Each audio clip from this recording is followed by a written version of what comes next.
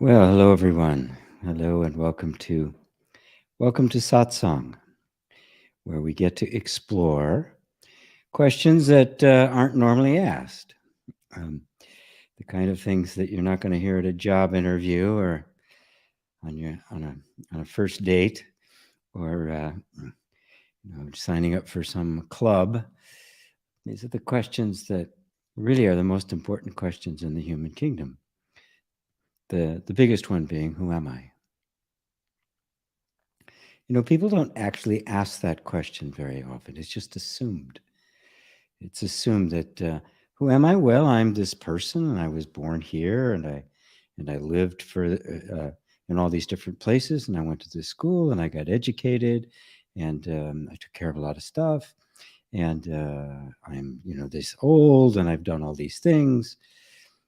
But nobody actually asks, well, okay, that's all great. This is all things that you've done, things that you accomplished, but who are you? Who's the one that had all those experiences? Who's the one that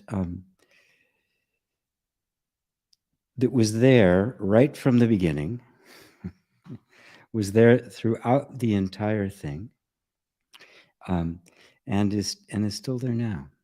Who's that?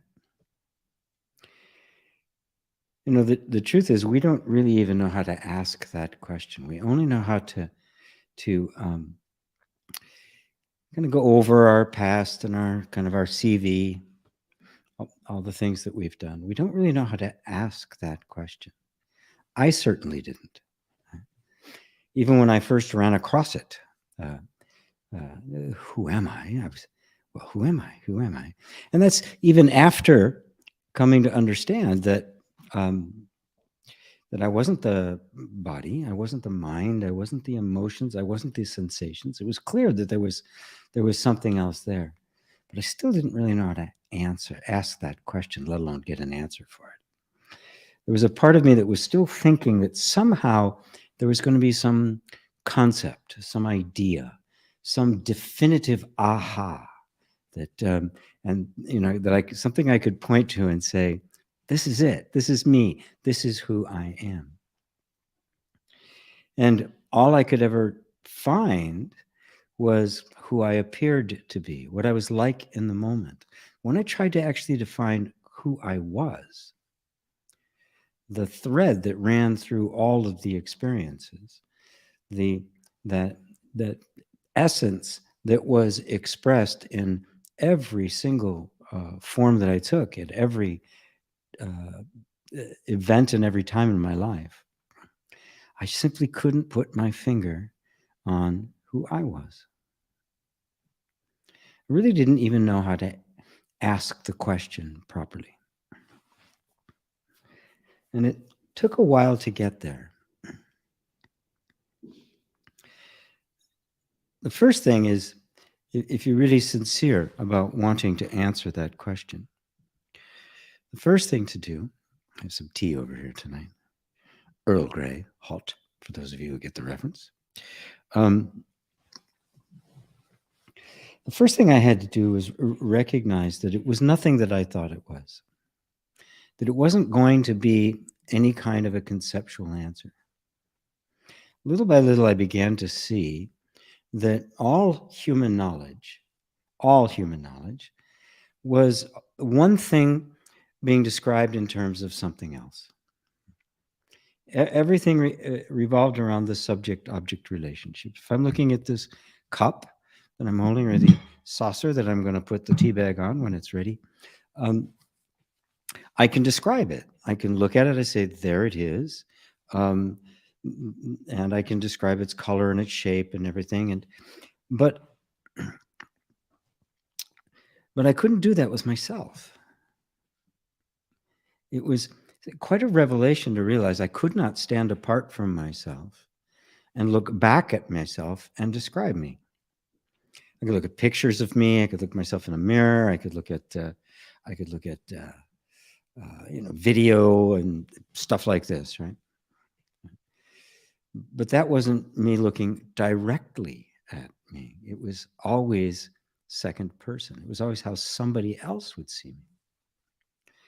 And it was quite a shock to the system when I realized that all human knowledge, for all the wondrous, fantastic, innovative things it's created, can't address that question of who am I?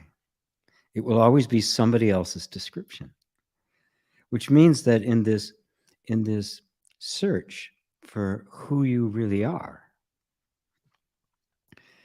all human knowledge is worthless. The process by which we gain and interrogate and come to know and research human knowledge is the wrong tool for the job. It simply can't do it. This includes the scientific method and all description and philosophy and religion, all of it. It is all describing one thing in terms of another. How do you describe yourself? So for me, it was the end of human knowledge, which I later learned is what the word Vedanta means, of Advaita Vedanta. It means the end of knowledge. It means the point beyond which all of our normal ways of coming to know something are fall apart. They can't pass this particular test.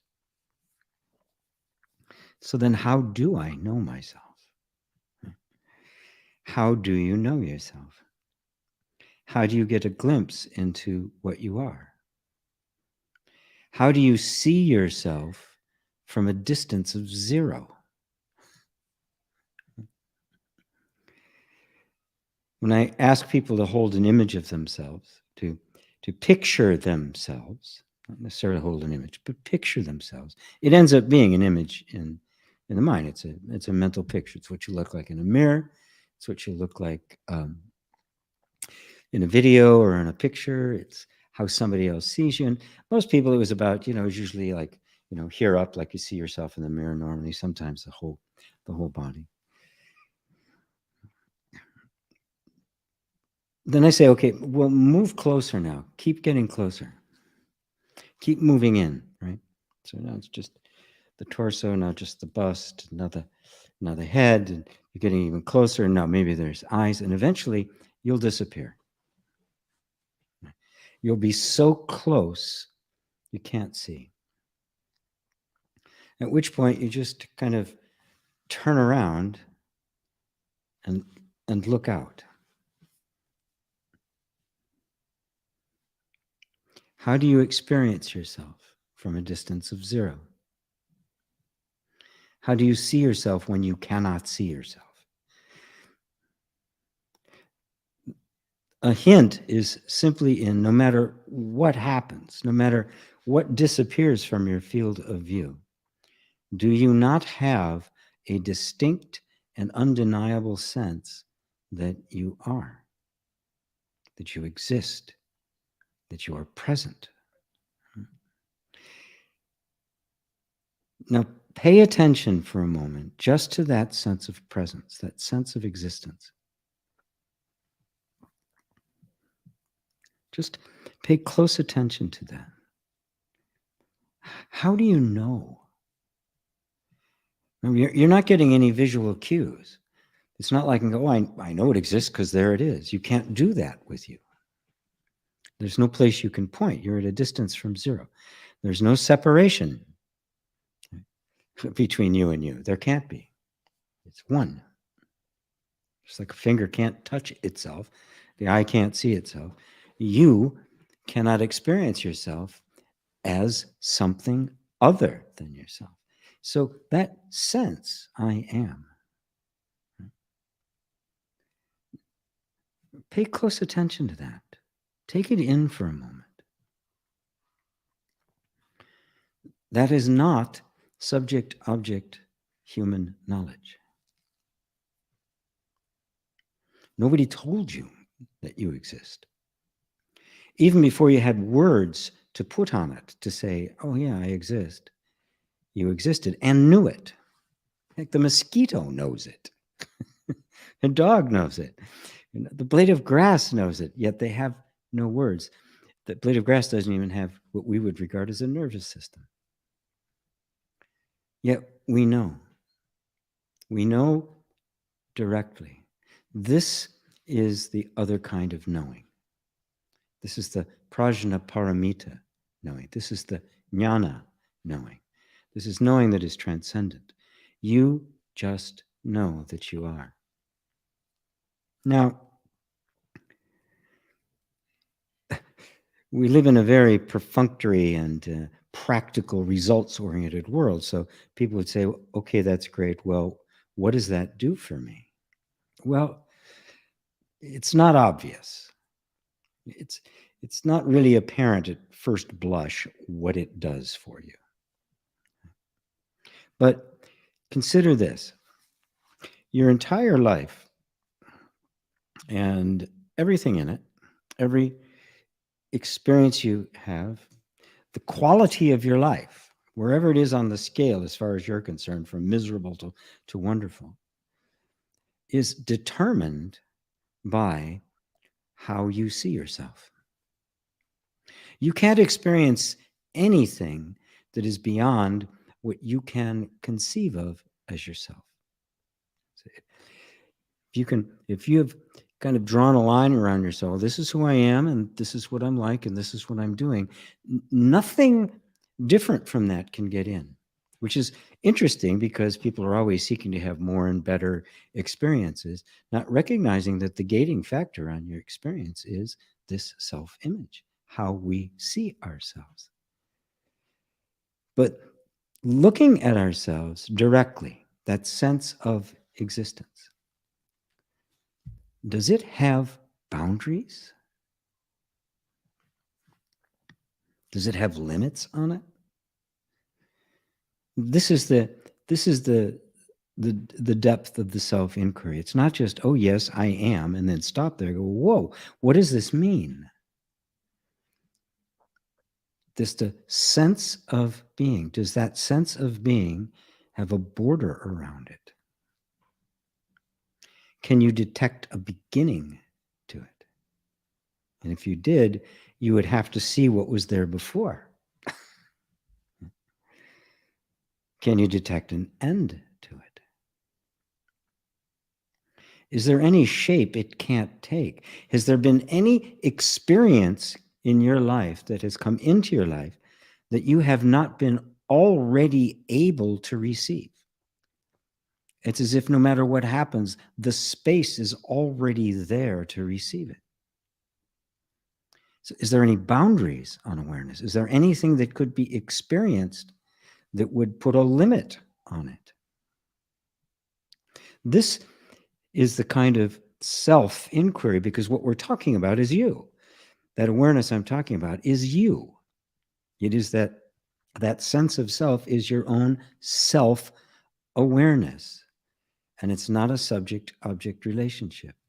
Muji calls it a non-phenomenal recognition. I know, and I just know that I know. I'm aware, and I'm actually aware of being aware. And that awareness doesn't seem to have any boundaries, which means I don't have any boundaries. And if this is really pondered deeply and with a whole heart, you'll find that the sense of I that has been binding you and limiting you and keeping you stuck will begin to let go of all of the limitations. It'll begin to start moving more and more towards this pure, boundless inner space, so that even your personal sense of I, the sense of the human being in your everyday life, will be imbued with this limitless energy. It'll be like the clouds clear and the light starts coming through. It'll be like seeing the artist reflected in the art. It won't be focused on the picture anymore. You'll be focused on the artist, and you'll see the character and beauty and love and intelligence of the artist reflected in this. And for you, the art is, well, your life. So, on that note, I think I'll bring it to a close. And oh boy, cheers! I'm going to try some of my tea now that it's been steeping for a while. Ooh, I need that. I'm kind of tired today, so let me go back now and say hello to people. And oh my, there's a lot of things have collected while I was chattering on. So hello, Roberto and Rosario, both in Madrid. Hello, Milo. Hello, GP and everyone. There's Robbie. Rough Tea. Hello from Ralph in Germany. New. Wow, welcome, Ralph. Good to have you. Very good. Ursula, Madeira Island. There's Mary. There's Ava. All my friends. Remember this from Romper Room. And I see Betty. And I see Louise. And I see Billy. Little kids, we thought she could actually see us. Oh, and there's my beloved teacher. Hello, Facebook user. And David and Elaine, hello to you. Hello, Melissa. There's Sue. Sue says, I don't often say hi, but I'm always here at Satsang with you. I wish you would tell us more about your daily life in a new country and all. Love you, GP. It's really just kind of an energetic experience because I just write during the day. I make videos. I meet with Lisa about the show, and I do business stuff. It's not like I'm wandering all over the place seeing the sights. I get out a little bit and see things. I like to just kind of walk around and just kind of take in the vibe of a place I've never been before. Can't really talk to the people, which would be kind of fun, but I can't. Except kind of grunt and point, right? So, yeah, it's not, I'm not all that exciting a fellow. Facebook user, hello, GP Walsh, love from Florida. Hello to you. There's Virginia. Hello, Virginia. There's Milo. People usually consider walking on water are in thin air a miracle. Yes, they do. Oh, okay. Continues it later. Okay, I'll come to that in a second. The whole walking on water thing. Let's see. There's Tien in Vietnam. There's Merck. Good evening, GP and everyone. Seems to be a lot of increased neurotic urges to control people going on in society lately. What do you think is the root of that, and why is it so rampant nowadays? It's simply that the less safe. Is it simply that the less safe you feel, the more need to control your circumstances? Then I guess what you're actually trying to control are your emotional reactions. Unfortunately, by imposing your will on other people instead of going within most of the time. Yeah, that's pretty much it. It's fear. Sorry, I can't turn those off. Trying to organize a little family get together. Tomorrow morning for me, like 5 a.m., but for my family, it's like 8 o'clock tonight.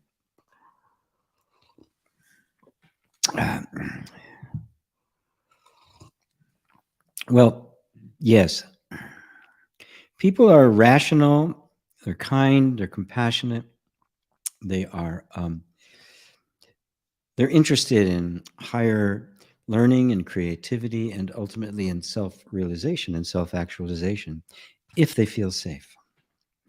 But right now, we don't feel safe. We haven't felt safe in quite a while.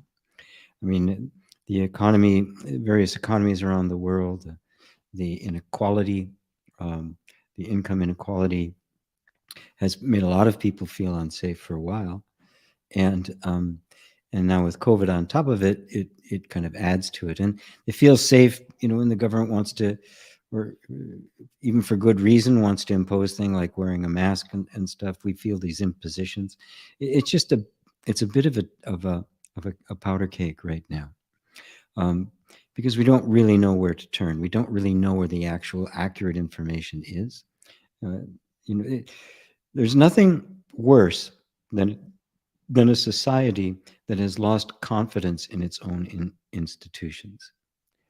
I hate to say it, but it's only a matter of time before it falls apart, because if you don't have confidence in your institution, if you do not trust any of the sources of information, well, then, I mean, you have nothing.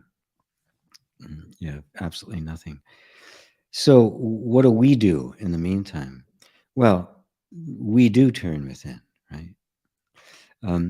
Yes, there's this tendency of me being, if I'm afraid, if I've not had any kind of spiritual training, genuine spiritual training, not just evangelical stuff, genuine spiritual training, I'm going to be turning towards others. I'm going to be blaming others for that. I mean, it's the most convenient thing to do. If I can find the culprit and I take them out, it's like all the movies, right? That's what all the heroes do, right? They overpower the bad guy, and it's always the bad guy. And once the bad guy is vanquished, well, then, peace is restored to the land. It's never that simple, because we're not talking about bad people. We're talking about states of mind. We're talking about attitudes, perspectives. We're talking about belief systems. Those are pernicious. They're not something you can put out, right?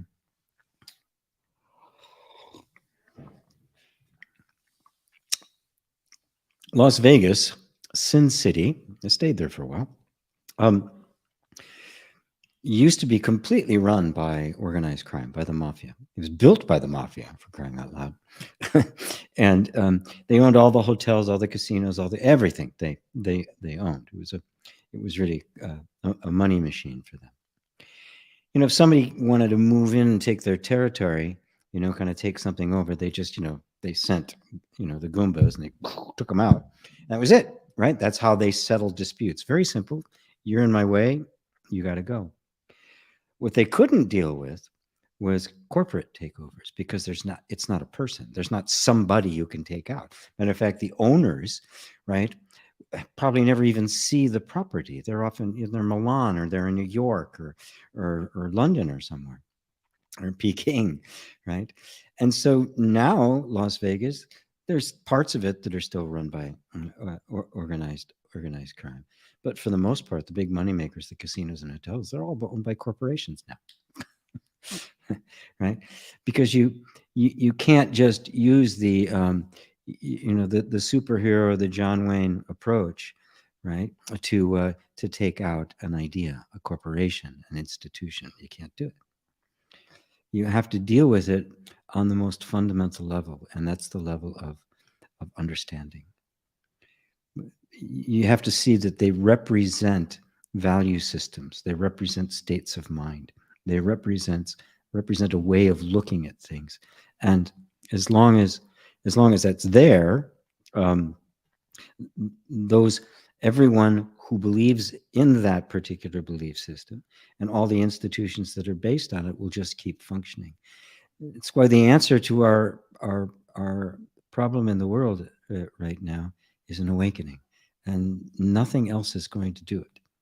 And the good news is it's happening. I mean, you look around and say, what? Everybody's really asleep. Well, you're not. Right? Start somewhere, right? It's got to start somewhere, right? There's a lovely little song they sing in a lot of the New Thought churches at the end. Let peace begin with me. It's beautiful. Let there be peace on earth, and let it begin with me. Where else is it going to start? And then to look upon those not as enemies, but as friends. To look upon them as your neighbor. Yes, they're deceived. They're causing themselves and others an enormous amount of pain, but you're not going to just be able to point that out to them. If you love them, if you can bring yourself to loving the unlovable, you'll find that doors will open. You'll find ways in which you can communicate to those who otherwise you didn't believe you could. And those you can't, you'll just pass right on by, and it really won't affect you. I've had some interesting conversations with people. I've even comments on my YouTube videos. And I can always tell when somebody's just going to be arrogant and condescending, I had one of those today, and I just blocked the guy. It was a waste of time.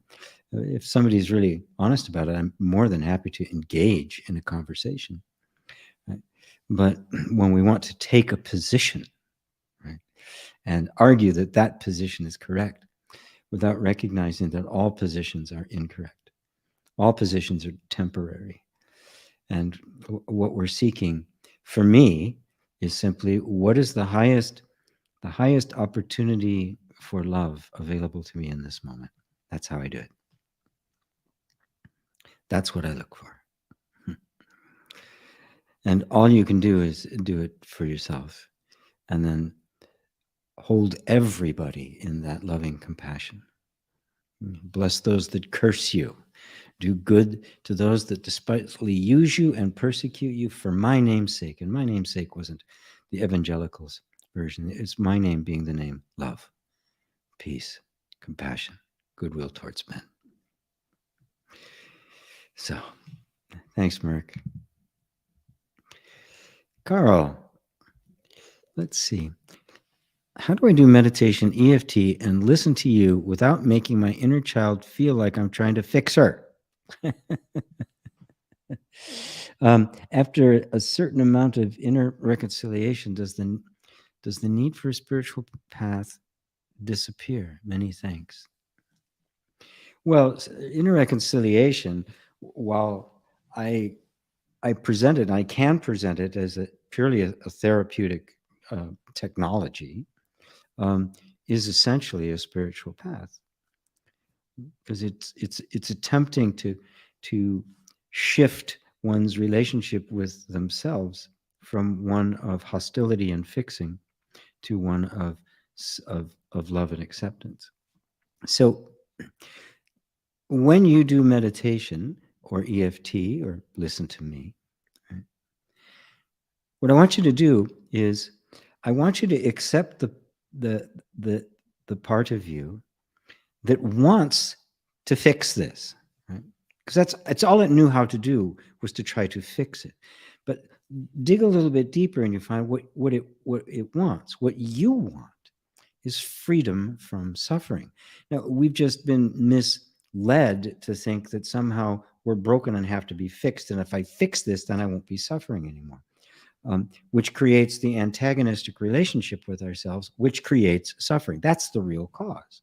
So inner reconciliation comes along and says, look, of course you want to be free of this.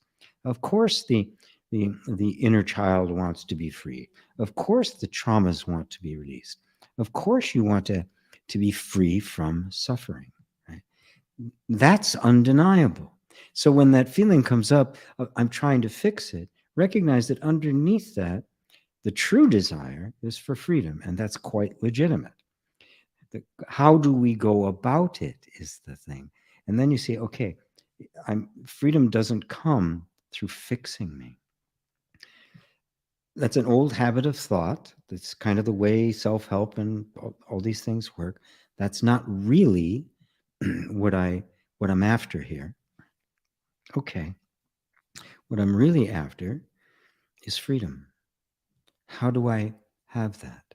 And now you can go with EFT, go, okay, it's simply a question. Yeah, I was trying to fix you, right? I'm sorry. My bad. I don't really know what to do, but I want to be free. I want to be free and safe at the same time. And notice, I've just reconciled these two differences. I haven't even made the desire to fix her be a problem, right?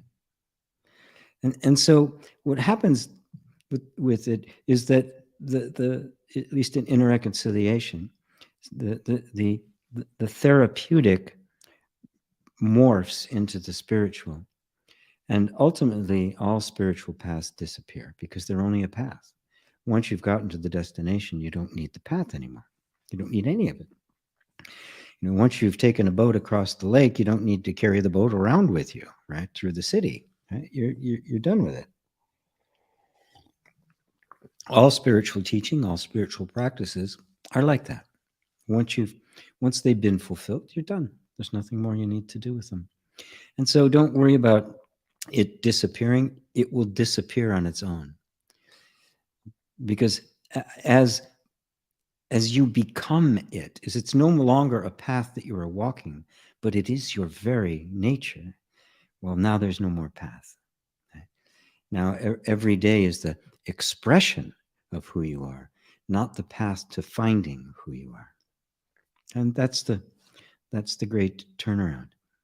But in the meantime, the path is expressed in every moment where you have total self-acceptance. And that means, of course, I want to fix this.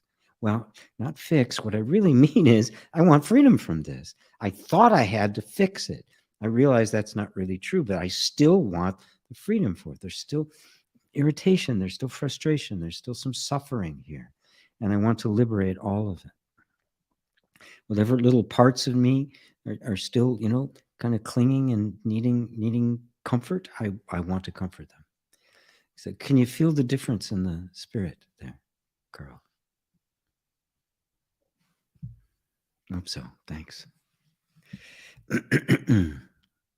Milo. All right. Now I'm going to pick you up. People usually consider walking on water or in thin air a miracle. I think the real miracle is not to either walk on water or thin air, but to walk on earth. Every day we are engaged in a miracle that we don't even recognize. A blue sky, white clouds, green leaves, the curious eyes of a child, our own two eyes. All that is a miracle. Thich Nhat Hanh. Yes. Yeah, we want to see something out of the ordinary as being miraculous. And what the real problem is that we're blind to the miracle that's all around us. To quote Jesus in the book of Thomas, in the Gospel of Thomas, the kingdom of heaven is spread upon the earth, but the people don't see it. So, yeah, I couldn't agree with Ty more. Everything's a miracle. The fact that you exist at all is a miracle. It's a major miracle. The fact that, and I'll go you one better, not only do you exist, you know you exist. You are self-aware. Ponder that for a second. I mean, the dog, little children, this chair, they all exist, but they don't know it. What is it about the human being that we know? I'm aware of being aware. Whoa. Self-awareness, sentience. You realize, of course, that in the world of science, that is the biggest mystery. Self-awareness, sentience, consciousness. It cannot be explained through any kind of physical, chemical, or structural process. They can't find some structure in the system that says, oh, there it is, there's consciousness. And at what level is the consciousness there? Is it so the strict materialists will say, well, yeah, it's got to be, right? We'll find it at some point. But many, many scientists look and they go, there's something different about it, right? There's some place there that is self-aware. Isn't it possible that it's not a material structure at all? That it's not in the body, it's not of the body. It's animating the body, right? It's aware of the body. But as I was doing during my the opening talk I did, just being with that sense of being aware of being aware, does it have any boundaries on it? Does it feel like it's absolutely confined to this body? We're used to thinking that it is, but is it? Is everything like looking around the room that you're in? You can rightly say that everything that you're experiencing is in consciousness. If it wasn't, you wouldn't be experiencing it. By definition, outside of consciousness means I'm not aware of it. So is the room I'm sitting in consciousness? or am I in the room? Well, if by I mean the body, well, then yes, this body, this structure appears to be in the room. But taking a step back, looking at it from the point of view of consciousness, both the body and the surroundings and the room and the sounds and everything are within consciousness. Where's the boundary to consciousness? This is a marvelous exploration you can do all by yourself. And spend some time with it, because until something inside of you goes, oh my God, wow, you haven't got it. Call it the power of wow, right? If something in you doesn't go, wait a minute, hold on, and stop you in your tracks, you haven't got it. Right? It's still conceptual. Right? Just start examining it. There's a beautiful video of Thich Nhat Hanh, just talking about a piece of paper. Right? You could take any object. Take this tea bag, right? I mean, when you think about the millions of processes and inventions and handiwork and the materials and the ink and the fonts and the language, all the things that had to come before for this simple little event, that I'm sipping on this tea, had to take place. You see this convergence, this infinite convergence. This is a miracle. This is a miracle. As Nisargadatta says, everything causes everything. You can't find a starting point, and you can't find an end point. You can just find this infinite continuum where in no moment does anything have a static existence. So thank you for sharing that, Milo, and thank you to Ty for saying it. It is truly worth pondering. With that sense of the miracle of it all, life will be, your everyday life will be transformed, because everyday life is a miracle. Hello, Ivan from Bulgaria. Good to see you. Great audio quality. Oh, wonderful. Thank you. Excited to use this mic. Hello, Steffi. Good to see you. Roberto, how do you change the way you perceive yourself? How do you change your self-esteem if it is poor? Beautiful.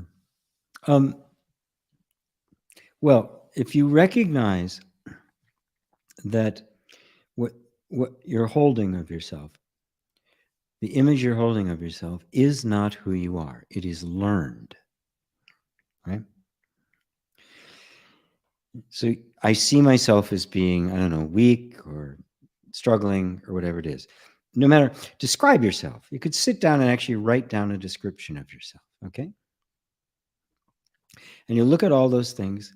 That's how you perceive yourself. Now, you can take it from me that those are not the truth of you. Those are perceptions about you that you have come to believe to be true. And because you believe them to be true, you struggle to change them by manipulating circumstances so that you're different. But the circumstances are being created by your perceptions and not the other way around. So let's, case in point, how do you change a sense of poor self-esteem? Well, you look at it. You don't fight with it. You say, okay, I have this feeling that I'm less than. I don't respect myself. I don't like myself. Then I would go, okay, who is this guy that I don't like? Who is he? I don't like myself. Okay, slow down. Who is this myself? Who is this image you're holding of you that you don't like, that has low self-esteem? And notice it's a picture of you you're holding. You are looking at yourself in a mirror, and you don't like the picture that you see. Now you could do what Eckhart Tolle did. This was his moment of awakening. After years of suffering, just really hated himself. One night, he said, I just can't stand myself. And something inside of him said, wait a minute, how many of us are there? I can't stand myself. It's like there's two here. There's I, and then this other self I can't see. Which one's me? Boom. That's when it broke open. 7 years later or so, sitting on a park bench and doing a bunch of stuff, he started to write the book, The Power of Now. But in that moment, he saw, for him, it was almost total. He saw that all the constructs that he had been believing in that were so creating so much suffering were not him. They were images, they were beliefs, they were energetic patterns. They were not him. And this is the only way to do it, Roberta. Right? You can't hold on to these perceptions of yourself and then try to manipulate the circumstances to give you a better image of yourself. Say, okay, well, if I had more success and I did more things and I wasn't as afraid, or I had more money, or I made better decisions, then I could have self-esteem. It will never work, because all of the circumstances, all of the things that you're doing, the decisions you're making, are all being informed by the perceptions. They have to change. And the only way they can change is to see that they are not true. They are not real. They are beliefs you've picked up. And because you believe them so strong, they have literally created your life. Are they actually true? I have low self-esteem. Okay, who is it that has low self-esteem? Picture, get a look at that guy. Who is this guy? I have been walking around acting like him. I've assumed that he is me. What is he? Take it apart. You'll find a bunch of thoughts, a bunch of beliefs, a bunch of feelings, a bunch of memories, a bunch of associations, history, energetic patterns, family patterns. You'll find a whole complex of stuff, but you won't find a person. You won't find anybody there. There'll be nothing but thoughts about that person, but no person. There'll be emotions, but no person. There'll be sensations, there'll be memories and associations about this sense of I, but no I. It'll be like Siri telling you how she has bad self-esteem. There's nobody there. Now, who's the one looking at all those thoughts and feelings and sensations and emotions and memories and associations and patterns and ancestral stuff? Is that one the same one that all of those things are referring to? There's where your answer will lie. The answer is no. It won't. There's nobody there. It is nothing but thoughts and feelings and sensations that in our ignorance we have believed it to be true. None of it's true. None of that is true about you. That is not how I see you.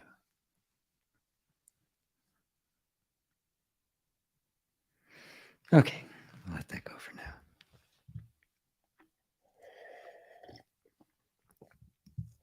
Jen. Hi, GP. Can the realization of self help me overcome the 3 poisons, greed, anger, and delusion? What to do when I aware of these poisons arise in me? Thank you. The realization of the self is the only thing that can overcome the 3 poisons: greed, anger, delusion.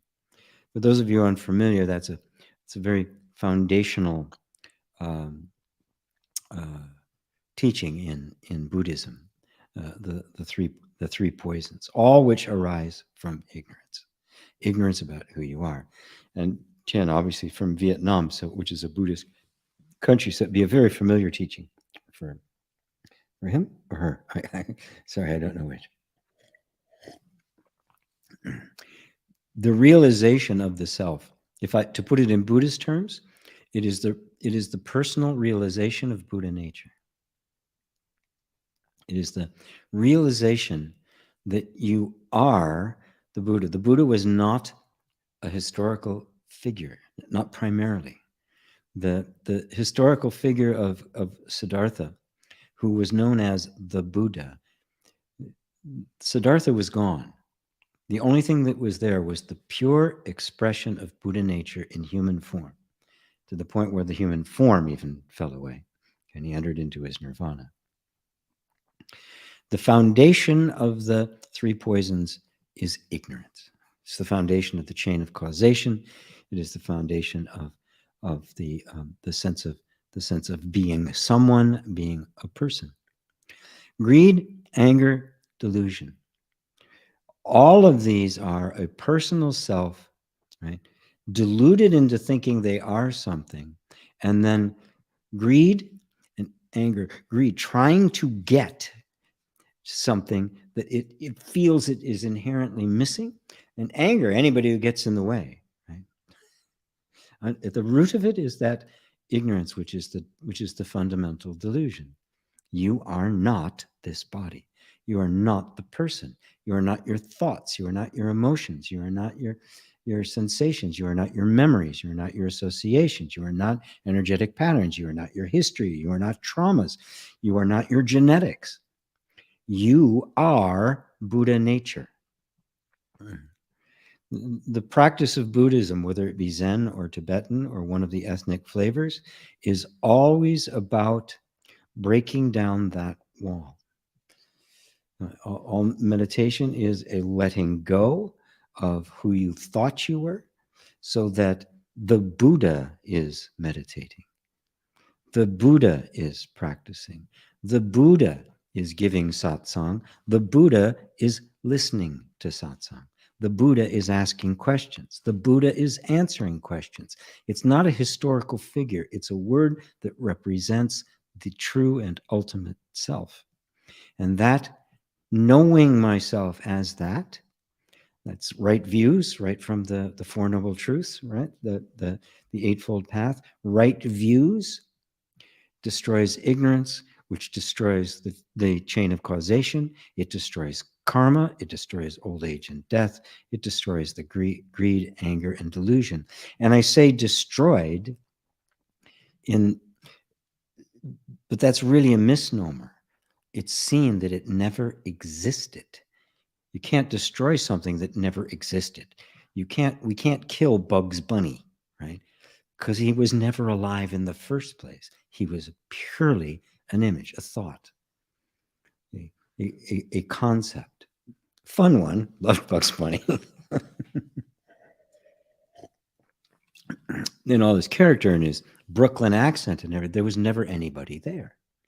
This is the nature of it. The false self inevitably gives rise to greed, anger, delusion, karma, hatred, malice, jealousy, pettiness, inevitably, right?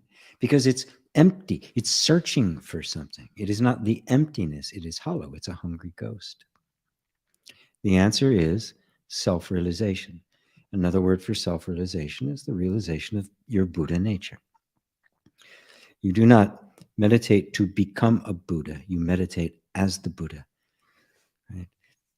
As I think it was Michelangelo who said, if I want to carve a statue that looks like a particular figure, I chip away everything that doesn't look like that figure. This is what we're doing in meditation. We're removing everything that is not original, everything that is not Buddha nature, until what's left? Well, you're still there, and you are pure Buddha nature. Does that answer it for you, Jen? Thank you for that very lovely question. Hello, Tatiana. Hariom G and everyone. Have you heard the 7 habits? How much does it relate to this teaching?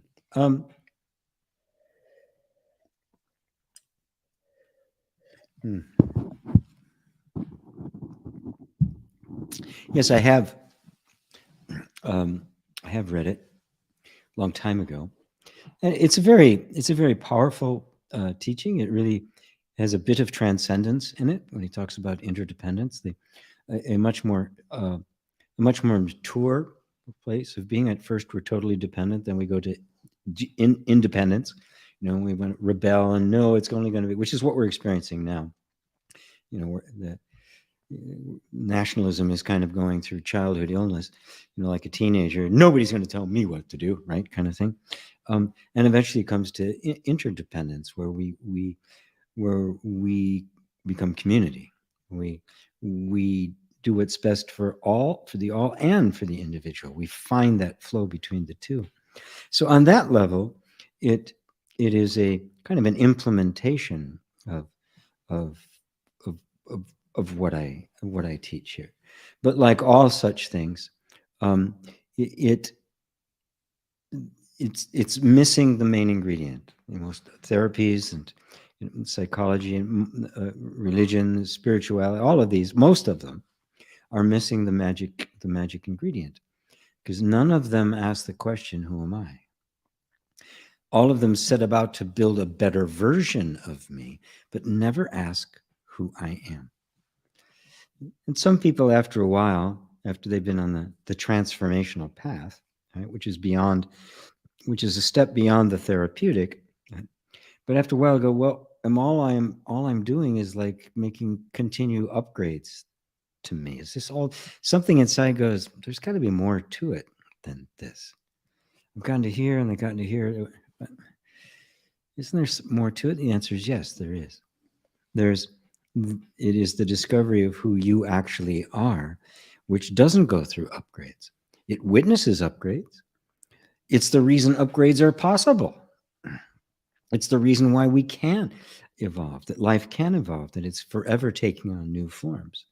But it can only do that because at its essence is the pure infinite emptiness that is not a form, and therefore is not confined to any form, which makes it possible for there to be an infinite continuation, infinite continuity of form, all of which manifests the essence, none of which exists other than for a flash. Truth is, nothing ever really exists. There's only the appearance, like the figures in the dream, which is just the mind producing a series of images that looks like a moving picture. There's nobody there. This is the nature of all experience, and the one for whom all of this is being experienced is the true self, and you'll discover that that is actually who you are, as will Mr. Covey. Ivan, I just figured out that maybe there is no answer to who I am. Maybe only what is happening is existing, not the one who happens to. No perceiver. Yes, it's very close, but don't stop there. Wait until something inside of you goes, yes. Don't stop. Keep asking, keep probing. What's happened is you go, well, okay, there's not going to be a conceptual answer. Right? There's just existing. And in my direct perception of myself, my non-phenomenal recognition, there's no subject object. So all the knowledge is gone. Right? You're not done. Keep going. All right. Well, then, who am I? When you're no longer expecting the conceptual answer, keep asking the question, because there is an answer, and you're it. And conceptually, there is no perceiver. Right? This is subtle stuff when you get to this level of the inquiry. Right? Let's see. Maybe only what is happening is existing, not the one who it happens to, no perceiver. Okay?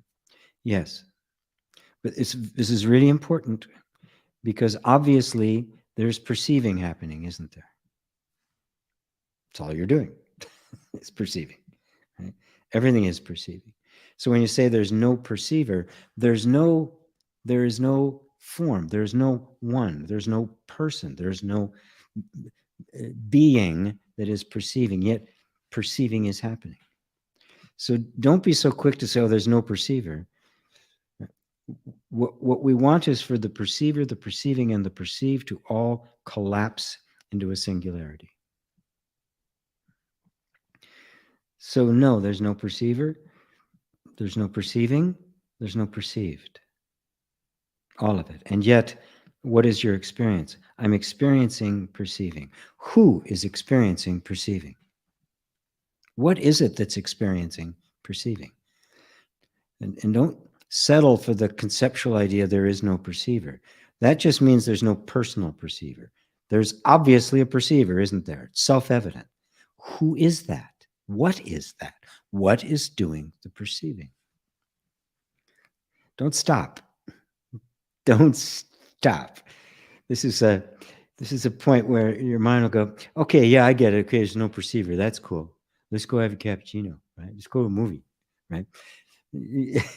Right at the gates of nirvana, and all of a sudden, hey, Ivan, how you doing? Keep probing. You're done when you're done. Mark, hello. Thank you for appearing in my life. Well, thank you for appearing in mine. Your teachings have taken me home.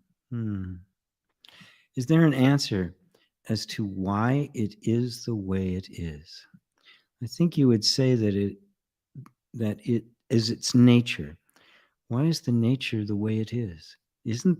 What a beautiful question. What a probing question. And there's no way I can just kind of answer that other than to sit with that. Say, okay, why are things the way they are? Why is this moment the way this moment is? Well, because the universe is the way the universe is. Well, why is the universe the way it is? From where does all of this arise? Yes, this is the way it is, and it's like it had to be that way. But when we're talking about that is its nature, what are we talking about? Can you follow that? What are we talking about? Its nature. This is, in Buddhism, is Buddha nature, the nature of the awakened one, the nature of one. Right?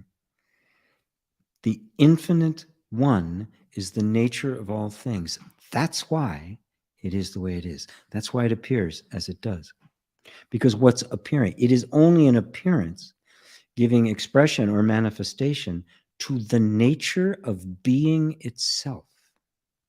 The infinite nature of being, and infinite nature of being, you can't draw a line around it. You can't describe it. You can't point to it and say, that's what it is. You can only say, that's what it is, and that's what it is, and that's what it is, and that's what it is, and this is what it is, and that's what it is, and it's the baby crying, it's the squirrel running across the telephone line, it's the Ford truck, it's the galaxy, that's what it is, but you never see it. You can't ever touch it. It's the perfume of the flower. You can smell the flower, but you can never find the flower. And this is where you make your home. You sit in that mystery, right? Until you and the mystery are one, because you are that. There's still a subtle two-ness, right? Looking at something as if what's its nature? You are its nature. It appears that way because you are. That's why it draws its entire existence. Everything is, look at the universe, that why it is the way it is, because you exist. That's why. It's your nature. You are the Buddha nature.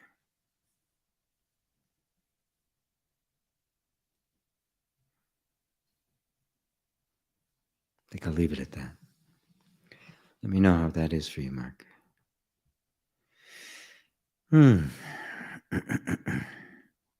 Brent, hey, Brent, so good to see you. Melissa K, hello, Melissa. Greetings, dearest G. Question of mirrors. When feeling disrespect, lack of love from children and an adult child, my greatest teachers, what have I to learn? Sadness from tribe.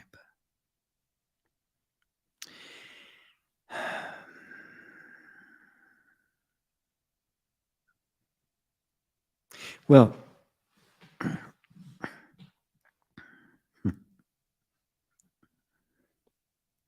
everything is us reflected back to us. But I don't want to present that in the way that is kind of done in self-help. You know, they're a mirror to you, and things you deny in yourself, you see in others, because that can get too heady. Be present with it. The lack of love from children, or your children, or somebody's children, or stepchildren, or whatever it might be, and an adult child,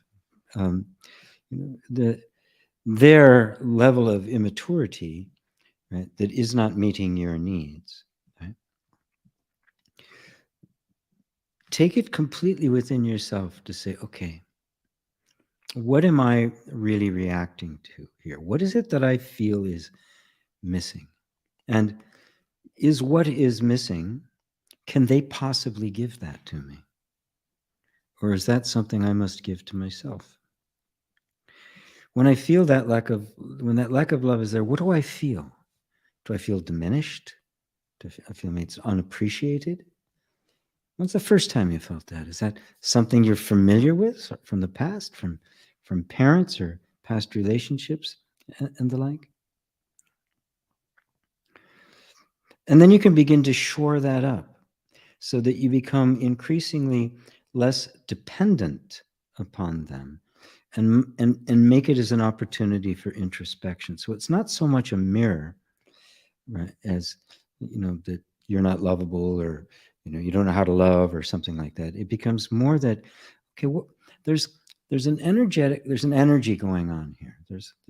And I'm participating in it in some way. It's a system, right? So I have to be participating in some way, consciously or unconsciously, almost certainly unconsciously. So I simply want to become conscious of this. I want to stay really present, because the real teachers aren't them. The real teacher is our willingness to be present with it, right? That's always the Sadguru. It's always the guru within, the one directing you. Right? Just stay present with that feeling. Okay, I'm getting this reactive pattern now. There's the reactive pattern, and then there's me.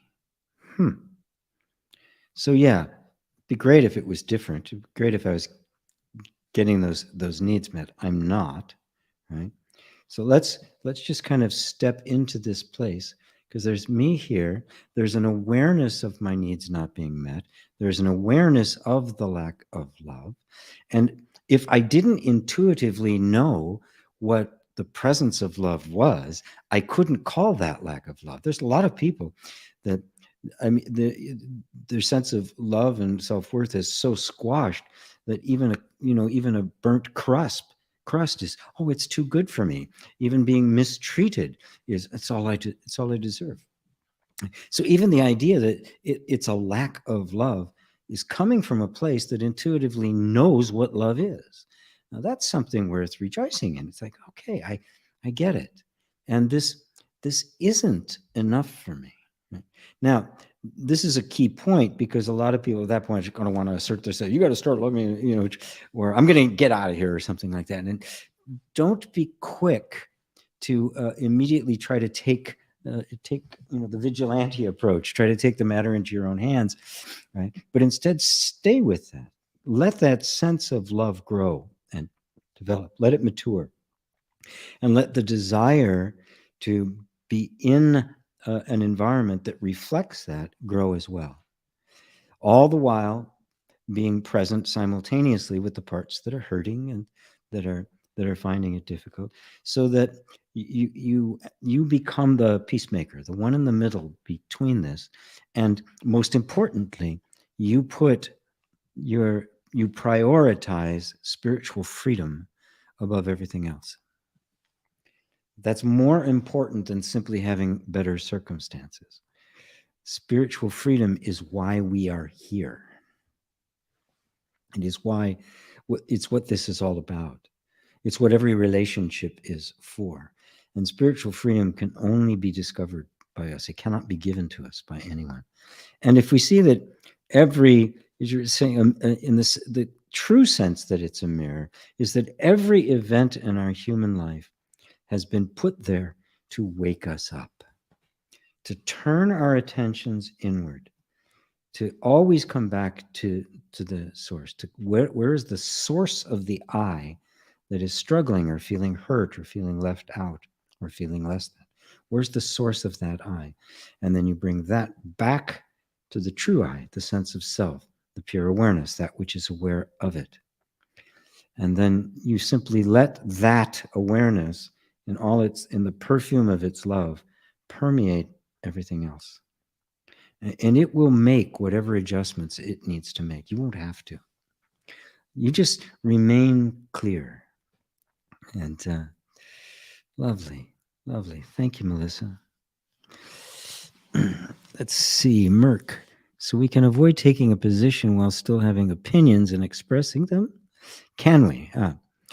Maybe by not taking them personally and also not being attached to a certain outcome. Yeah, that's how you do it. I mean, obviously, this is a contentious time we live in. People have strong opinions. I should get vaccinated. I shouldn't get vaccinated. I should wear a mask. I shouldn't wear a mask.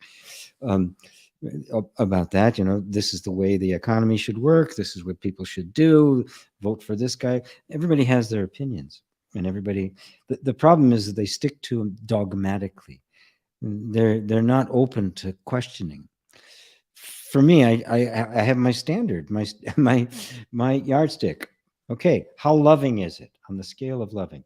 If there's different ways of looking at things, what is the most loving thing to do?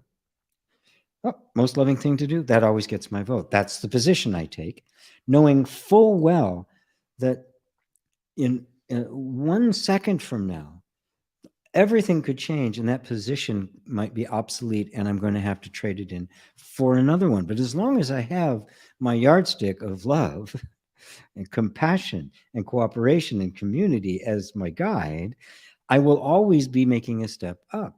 Circumstances change. The very act of taking the position is going to change the circumstances, right? The moment I put my energy somewhere, the system changes, right?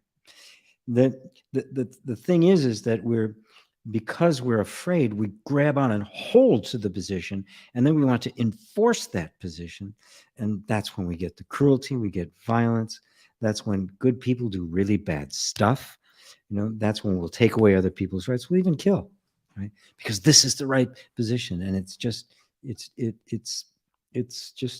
childish fear. As Albert Einstein brilliantly put, he called the nationalism is the measles of mankind. It's a clutching, right? And so you're absolutely right. You don't take them personally. It's a temporary step along the way. You're making, and sometimes the position that needs to be taken, the step that needs to be taken is not the ideal one. Matter of fact, a lot of times it isn't. We're not choosing between the perfect solution and hell, right? A lot of people think we are. It's got to be this or nothing, right? It's never that, right? It's always, well, which one's closer to love? Which one's closer to the truth? Which one benefits the most, right? And hinders the least. These are just, to me, they're just self-evident human things. Right? So yes, and then don't be attached to the outcome. And if a bunch of other people want to do it a different way, well, don't be attached to the outcome, because the best way may not be the way, even though you see the best way clearly, and maybe argue for it brilliantly, eloquently, it may not be the one that gets chosen, right? And oftentimes it's not, right? Oftentimes the way that gets chosen is being chosen by power and influence, and not by what's best. But what else can we do but hold to what's best and eloquently, compassionately argue for our place? That's what Gandhi did, and it worked. Mark, it seems like everything comes down to separation or oneness. Separateness is the illusion, and it seems like its purpose is to experience each part of the whole. Also seems like the ego or separate self is only the wave on the ocean, as you would say. Are we self-aware, or is the oneness self-aware? Wow. You are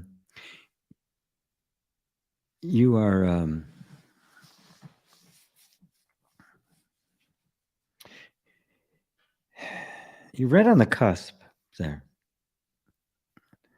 because this is the who is it that is aware, right? We think that somehow I'm going to become awakened, right? The guy in the dream doesn't wake up. Right? And when you're in the dream, you have no idea who the guy dreaming is. And so this idea that I am going to be enlightened isn't true. As Muji put it beautifully, he said, the one who starts the inquiry does not finish the inquiry, but is finished by the inquiry. You start on this path and it's spiritual development, and I'm developing, my character, I'm just, everything is developing more and better and gooder, right? Everything is, and I think I am going to improve up to the point where I become enlightened. But the fact of the matter is, if what you've seen is true, and that is the separation is an illusion, then there isn't anyone who's going to get enlightened. Because there isn't anybody but one. There aren't two to begin with. So you can't have one that wakes up and realizes that he's the one. That is all happening on the screen of consciousness. Consciousness wakes up to itself. Awareness wakes up to itself. Or more accurately, awareness recognizes it was never asleep in the first place. Are you following that? It's very powerful. And this is where we begin to ponder, as we dismantle the false sense of I, what remains? Is there any vestige of a person left? The ego or separate self isn't a person. It's simply an energy. It's a momentum of thoughts and emotions and sensations and patterns of behavior. There's nobody there. So who is it that's looking at the ego? You can't attribute any separate or egoic attributes to that. So instead, you look at that sense of awareness, that sense of being. I am. Who is that I? It's not Mark. It's not GP. It is the one, the only one there is. And when I look at that sense of pure being, and you look at that sense of pure being, when I am immersed in that sense of pure being, is it you different from me? It's the same sense of being. GP is gone, Mark is gone, Merck is gone, everybody's gone. There's only consciousness. And you are that. For some reason, my it's plugged in, but it's telling me it's running out of juice. Make sure. Otherwise.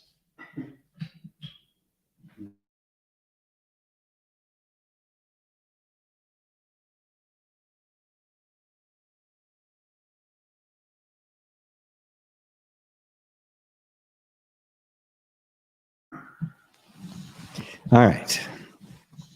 A little outage there for a second, but I'm back. It does some weird stuff. Can you please turn off the fake blurred background? You know, I have, but it looks worse. It gets very cluttered, and you know, I don't have all the great lighting here because I'm traveling.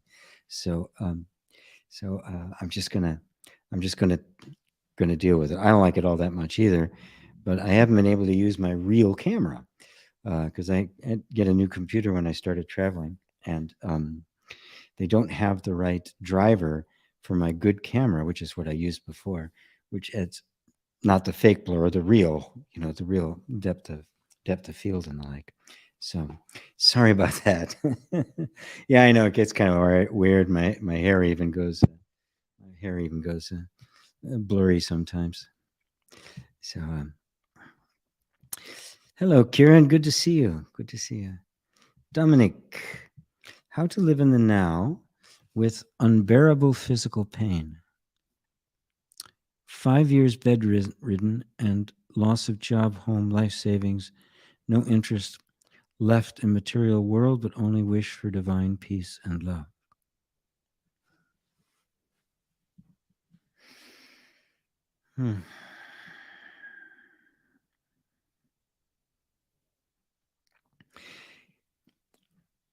I'm going to tell you what to do, but before I do, I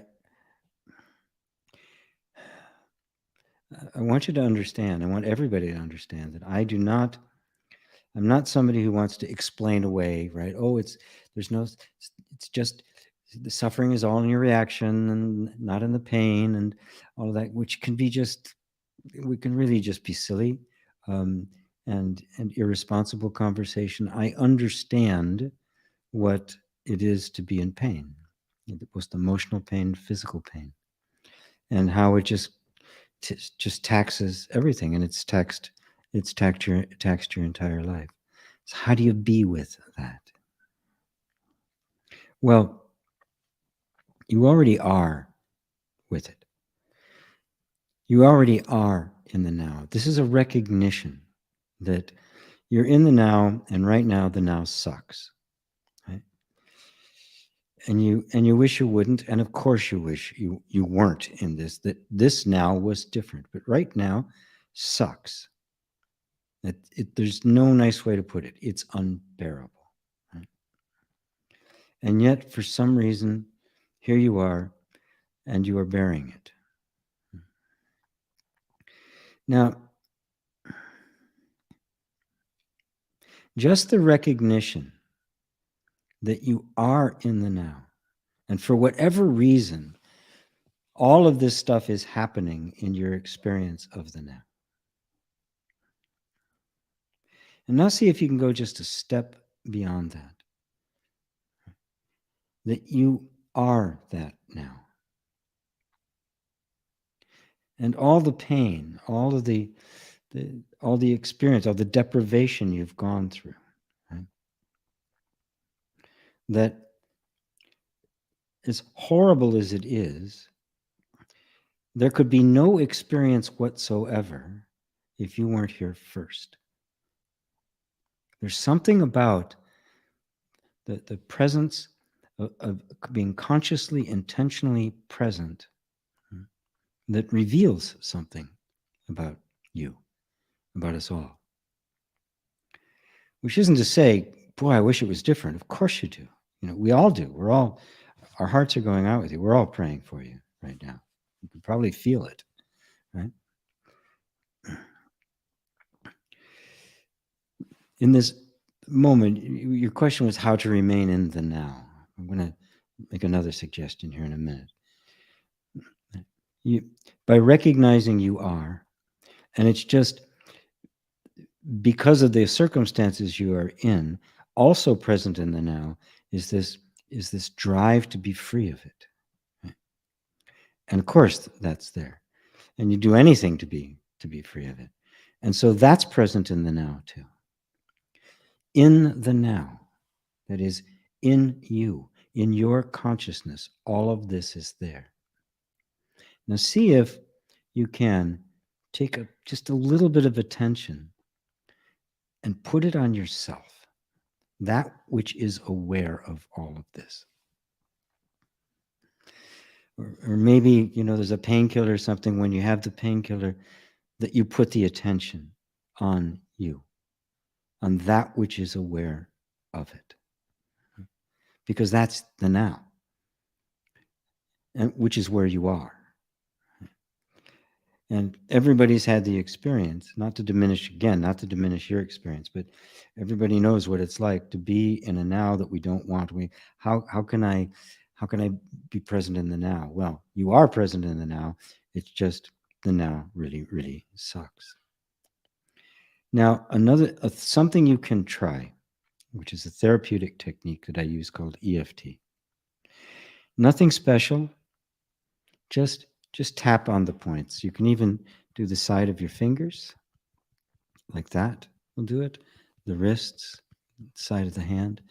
That's another way. I don't know exactly what condition you are in. This might even, if this is painful, just rub these spots. It actually does have a calming effect on the nervous system and can affect the energy flow.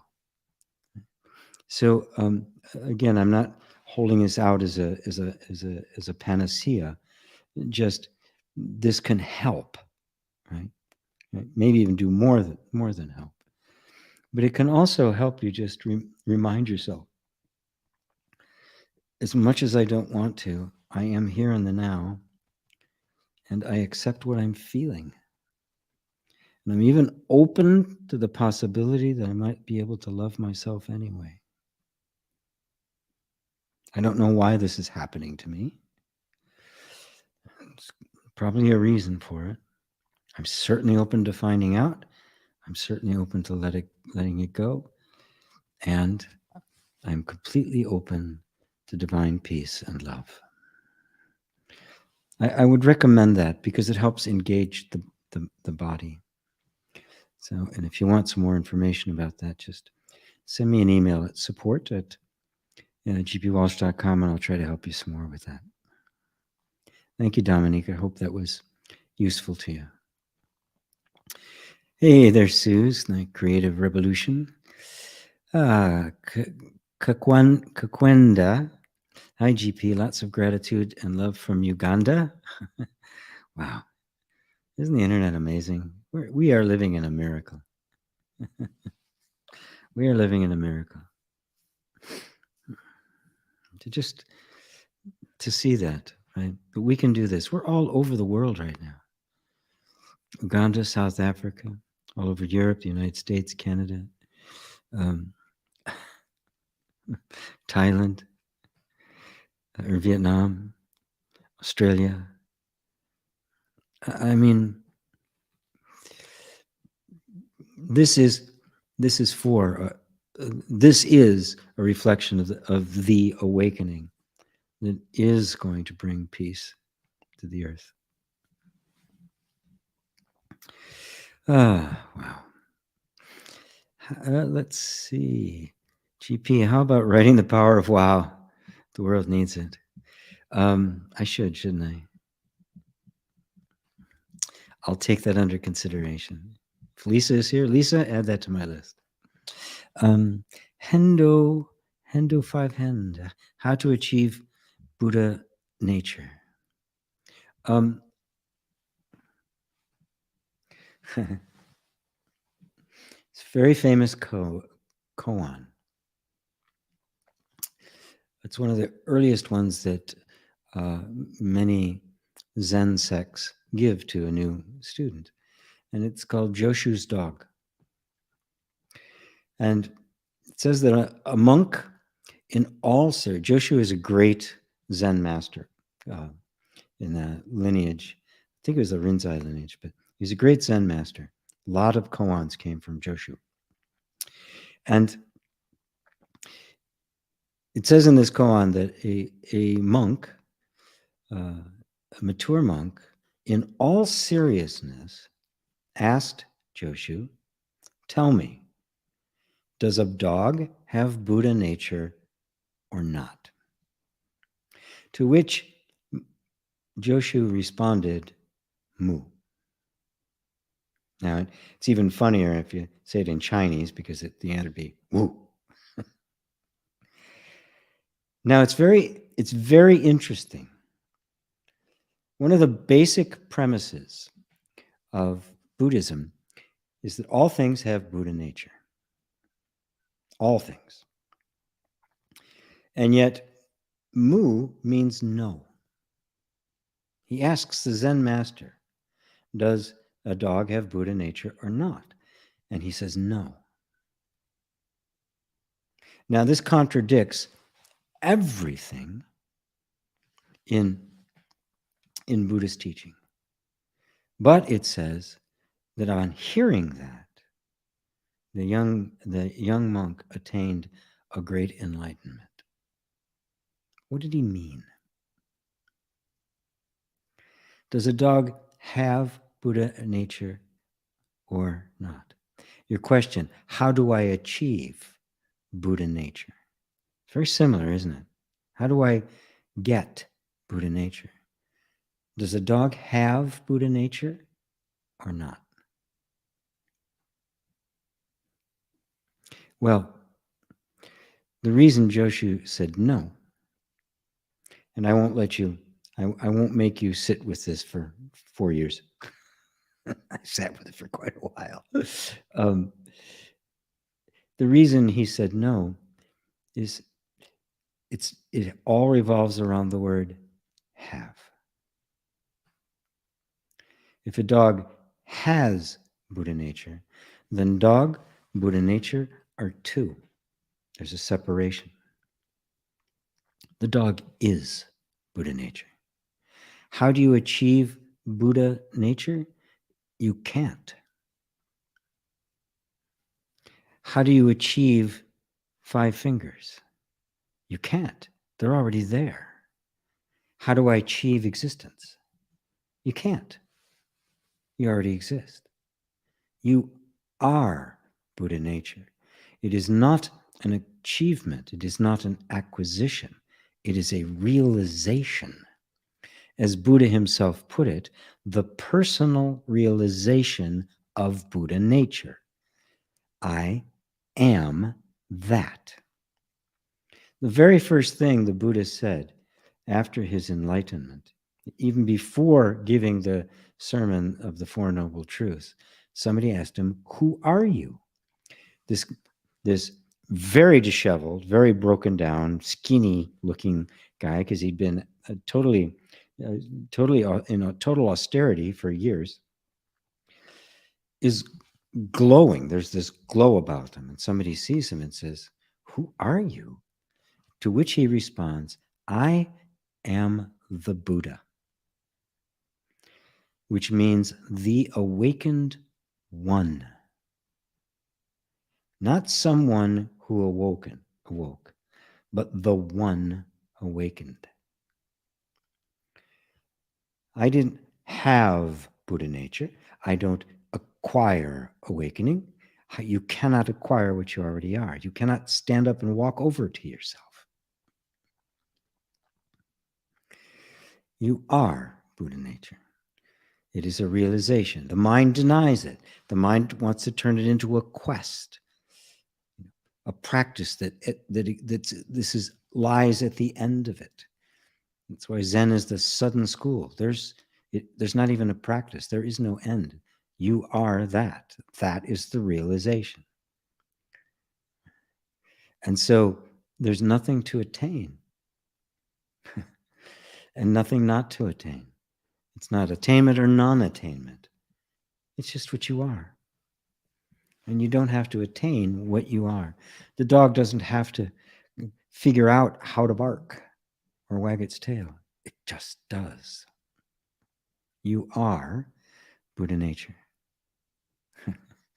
All of you. All of you are Buddha nature. That's all there is. You are the Buddha.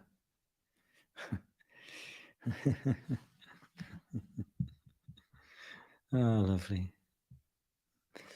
Thank you, Hendo Fivehand.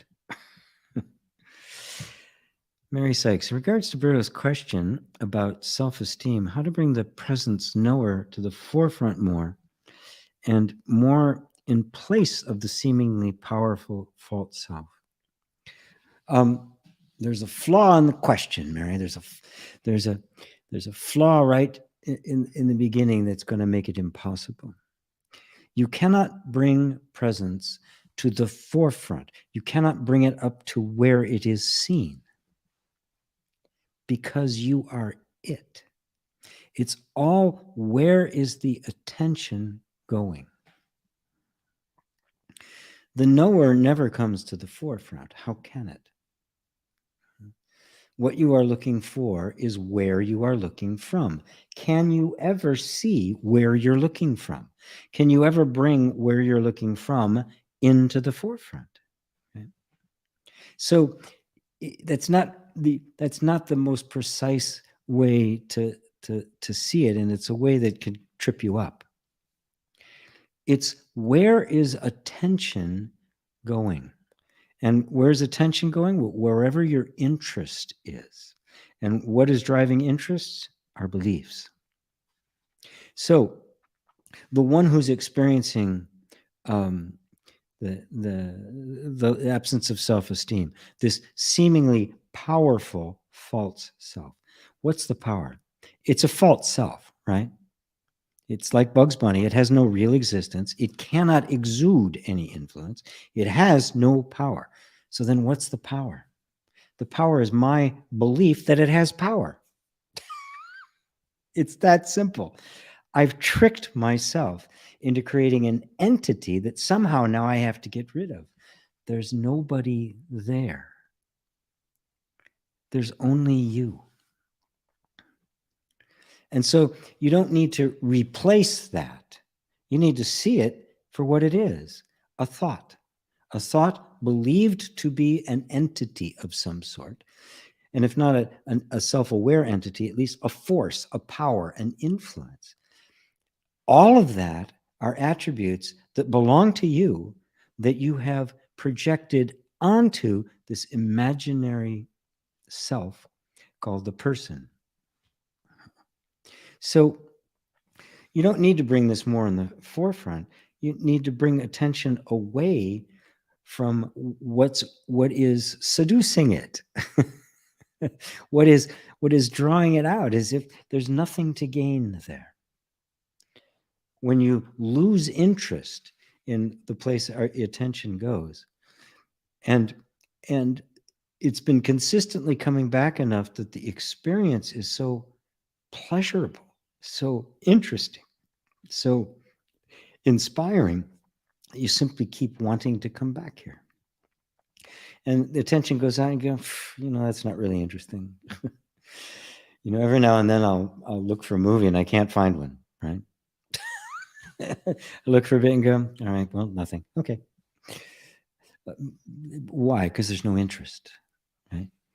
Not interested in car chases and things blowing up, I like a good story if there is one, and if there isn't, well, then thank you, I pass. I'm just, what interests me right now is the only thing that grabs my attention, doesn't go anywhere else. Right? And this is what we're cultivating. And by interest, I'm not just saying what's attractive, also what's frightening, right? The interest being is like, well, here's interest. Like, I want to get this more in the forefront and less of the powerful false self. That's interest, isn't it? Attention is going to this drama that's going on between the true self and the false self, right? It's the Son of God comics. They're, duking it out in the sky, right? It's like, wait a minute, there's nothing there. There is no false self. I've deceived myself. I shot myself in the foot. There's nobody there. There's no It's not even seemingly powerful. I said it was powerful, so it became powerful. Thou shalt have no other gods before me. Before the I, make no other God. No graven image, no ego, no programmed responses, no theology. None of it has any inherent authority. It's all a projection. Does that help, Mary? Lovely, lovely, lovely. Hello, Peter. Good evening from Italy. Blessings, GP, and everyone. Glad to see that you are fine, GP. I'm very glad to have the chance to be here. It feels like home. Oh, what a joy for me to provide you all with a sense of home. Well, I don't provide it. I mean, I make the setting. You're providing it. But it's very gratifying to get to play my part. Jay, I think the most important chapter out of the whole book is chapter 3 on keeping first things first, keeping the most important activities first, so we don't just get lost in doing.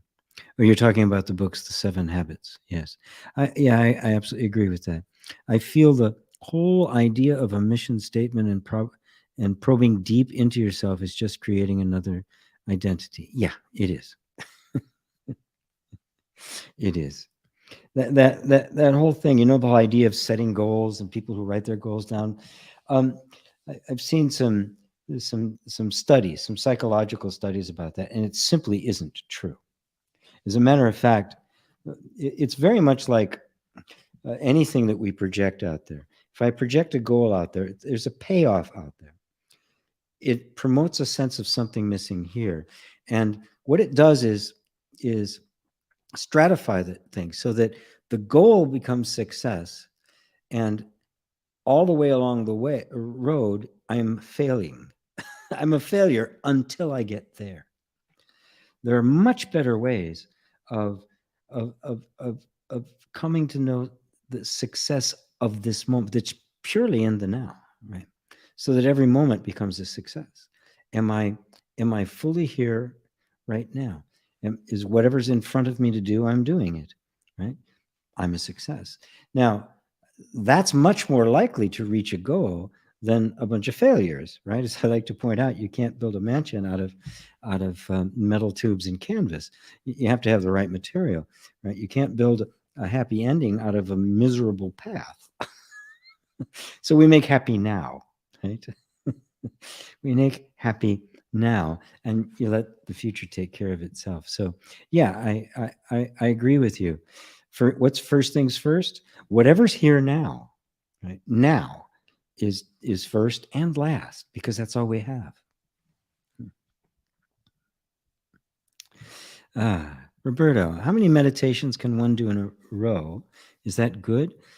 Can one get nuts by trying to go more in depth if you are not ready?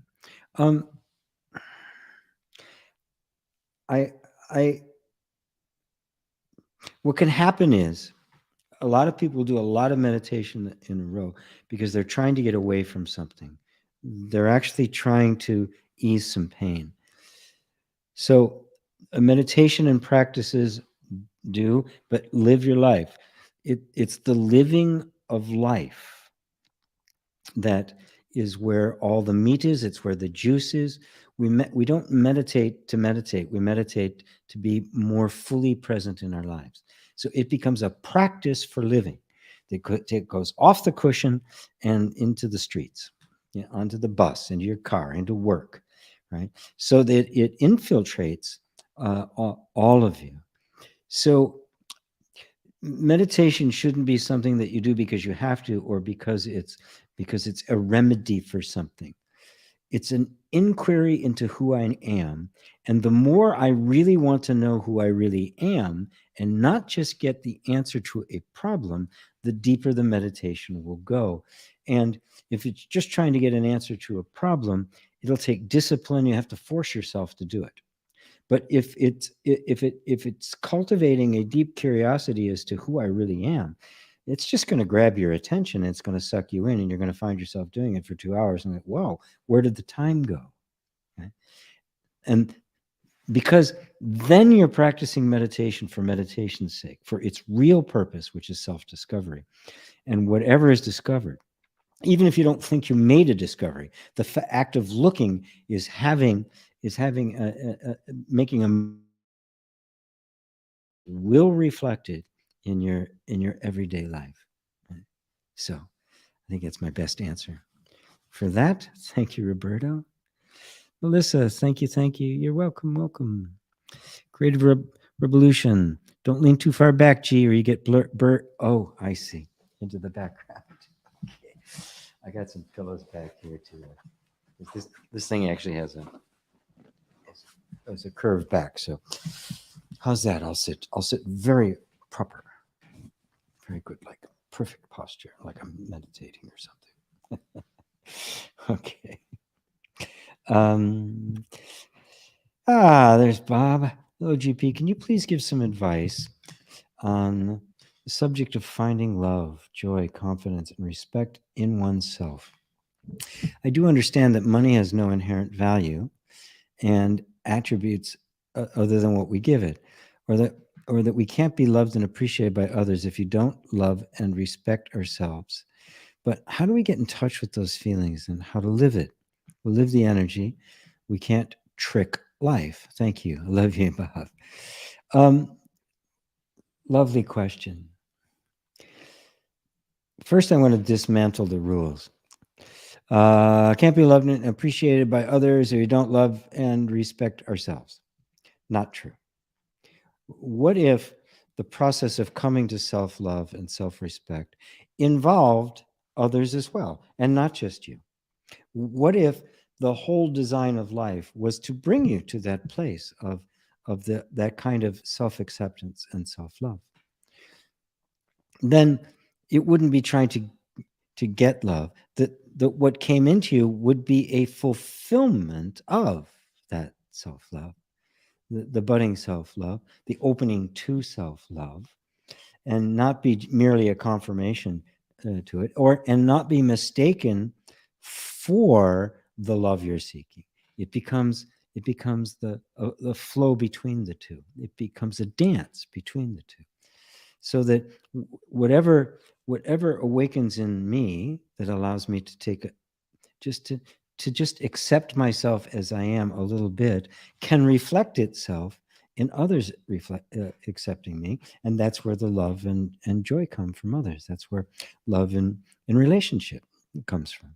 Both, friends and personal and family and romantic. It all comes from the same place. So how you find that in yourself, first off, it's there, okay?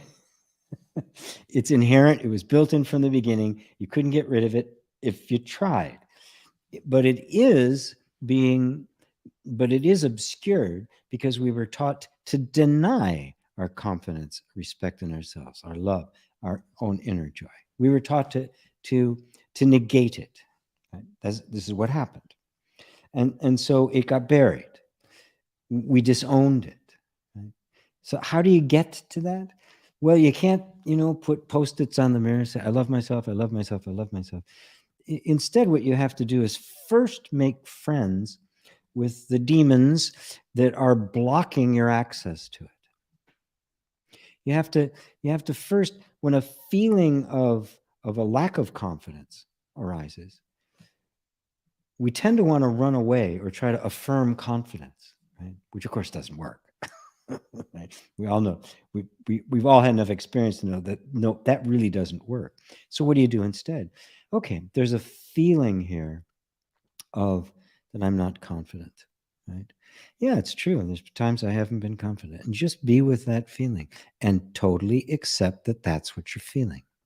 Now, when there's a total acceptance, or even partial, as much acceptance as you can give it, that acceptance is the very love you're looking for. And now it is actually turning towards the those elements within us that have been blocking it, that have, because they thought it was, they don't want to let it out, right? They're protecting you, because when you were young, when that exuberance or love or that joy came out, you got smacked in some way. This is how it worked. So the nervous system goes, well, we're just not letting it out, period. Boom. But we know we're missing something. We're craving that, right? So the act of simply allowing yourself to feel even the most negative of and self-diminishing of feelings, that is the love you're looking for. That's it. That is true self-acceptance. And because it's love, it will transform that very energy that is now resistant into, it'll transform it from suffering to happiness, because that's what love does. That is the conduit. And as you do that, and you give yourself permission to receive it, to have it reflected back to you, it'll come back to you. You'll notice it. It'll be in the, a child just looking at you and smiling, or a friendly word from the cashier, or somebody laughing in front of you. You'll just notice that it's there, because once it's here, once you let it in, not let it in, once you acknowledge that it's here and exercise it, as you dismantle the fears and the concerns and the sense of lack, it changes the entire circuitry, the entire circuitry of the entire planet, and it will reach out in all directions. And so that's how you do it. So don't say, I can't be loved and appreciated by others if I don't love and respect ourselves. It's not really true. I love you. It's lots of people who love you, right? So it's not true. It's demonstrably not true. It's one of those self-help ideas, that got perpetuated. There's some validity to it, because we do all what the good intention of it was to not be looking to others, right, to make me feel good about myself, right? But then it becomes this rule. So, well, I can't receive it from others until I do that, and that's the opposite. The pendulum just swang. You know, right? You don't look to that. Don't look to anything that, for anything other than what it can give you. Don't look to something that it can't give you. That it can't give you self-acceptance, but it can give you love. It can be accepting of you, and that can have a powerful impact as well. So it's okay. All of life is cooperating in bringing you into the fullness of who you are. Everything is, right? Everyone you meet, everything you do, every breath you take, is contributing to bringing you to that. So don't cut this off as if somehow it's external. It isn't. Does that help, Bob? Susa Frankovich. I used to enjoy spending time with myself. Then I started to be carrying a daughter, friend, be caring partner. Now I feel lost and disconnected, limited by my thoughts. How can I change my way to feel that? Beautiful. Be carrying, daughter, friend, partner. I think if I understand the question correctly, yes. Okay, first off, there's nothing wrong with you. Okay? You're perfectly fine. This is part of we go through these phases in our lives, especially if your daughter means your daughter, or if you're being a daughter to somebody and have that role that you have to play. We all get lost in the roles that we have to play. And because in the beginning, we're looking for a sense of identity that is functional, that can help us get in the world. We can make a living, we can have friends, we can find a mate, we can we can thrive a bit, maybe even have some success. And to do that, we take on various kinds of characteristics and roles and identities. Before there's some kind of a spiritual awakening, we think that identity is who we actually are, and so we get stuck there. And it's very common. Somebody gets stuck in their job. They're all about being in their job, so they don't know how to be anywhere else. They bring their job home. Mothers get stuck in being a mother. They lose themselves. And it seems like it's the right thing to do. I'm supposed to do this, even like I have to, because our society is completely out of balance. We don't have anything in balance. And society doesn't want anything in balance. It's completely warped. There's nothing human about the society that we have created, any of the systems by which we operate. Right? They're not human. They're not made for humans. They're made for machines. We're not machines. So what happens is I take on a role. I have to take on that role, and I lose myself in the role because I forget who I am.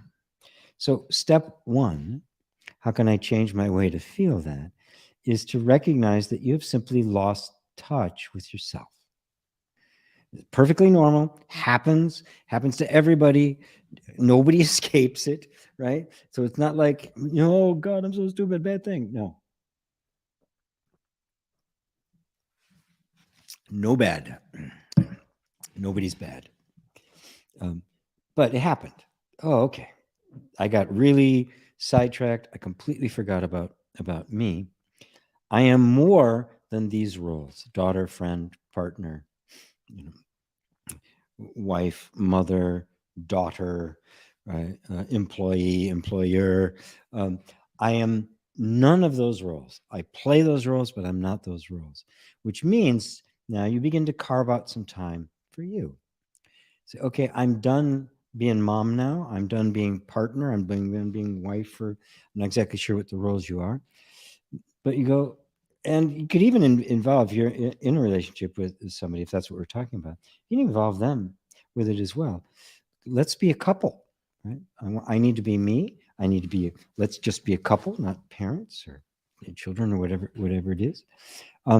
And just remind yourself that you're not what you are doing. You're not the roles that you're playing. And spiritual freedom, spiritual growth, spiritual awakening is all about discovering what's there without the role. Taking off the costume, coming out of it and say, okay, who am I?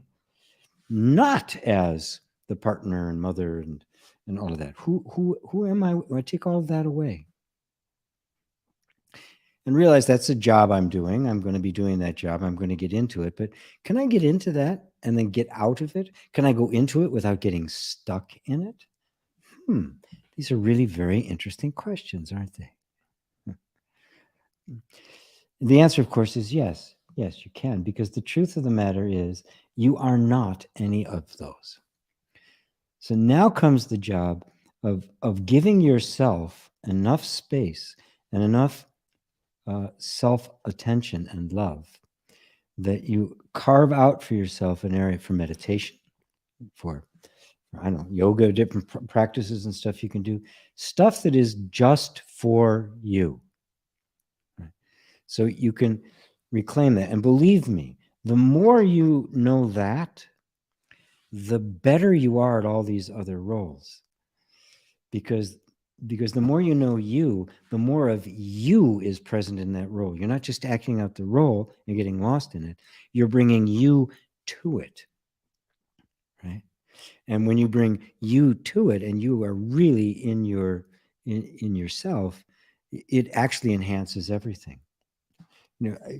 Listen to a piece of music played by a good pianist, and then listen to one played by a great pianist. They're almost not the same piece. Right? So it isn't the music, it isn't the particular piano, it is you being present in it. We get lost in it, we forget ourselves, which actually takes energy from the very thing we really do want to to be present with and do a good job in. The more I am with me, the more I know myself separate from all roles, the more every role I play is enhanced and amplified. So, how's that, Zusa? Beautiful. Oh, my. Let's see, Brent. How does one know when you're perceiving the self or another blank state? Is the absence of thought just another object seen? Thank you, brother. Yeah, the absence of thought, even in samadhi, is just another state that's seen. You can't see yourself. You can't perceive the self in the way we normally think of perceiving. Right?